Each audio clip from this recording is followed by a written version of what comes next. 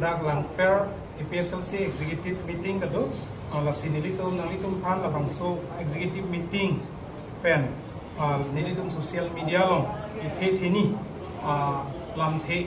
kapak klani mate ka che than ji ningkhang la puhan lo je ke dam tang 28 March ni ladak barelo ESL sita me ladak BJP mass joining a program deng pon lo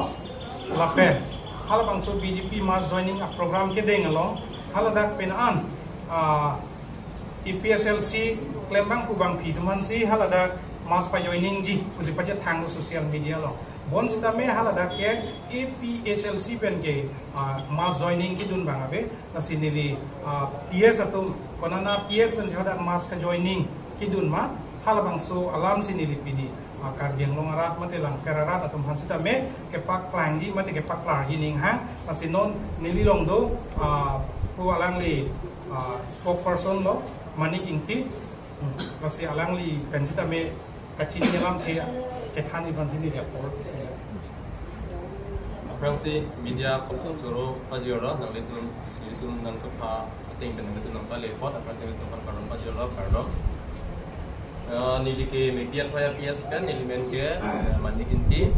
si part si kita amtan 28 ni Koraji Barilong PS along BJP atau mazoi ni gibi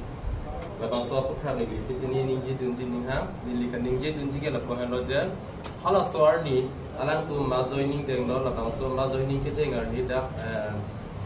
media atpaya PS pentame tempo humni amunin baing koi dun sipo diltum khobar adulong la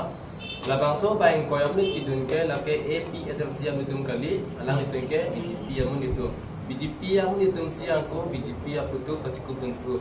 ate alang letum kidunang ko katike lake alang itum ha tangka suri hini nuken ang BJP sikipu amasi alang letum BJP sitame tangka joine angko BJP aputu cikudun lo lakson si alang itum mazuni ni mustabe nilitum lada mas joining nongke APSLC apni tunke media penke iluta dun bangobe la pela katu ka vela tikok tera APS tum an tami dun bangobe alang litum la BJP long claim bo matum si angko non BJP long masih alang litum maso ini angko tijon tu maso tidak sini hin penke la pan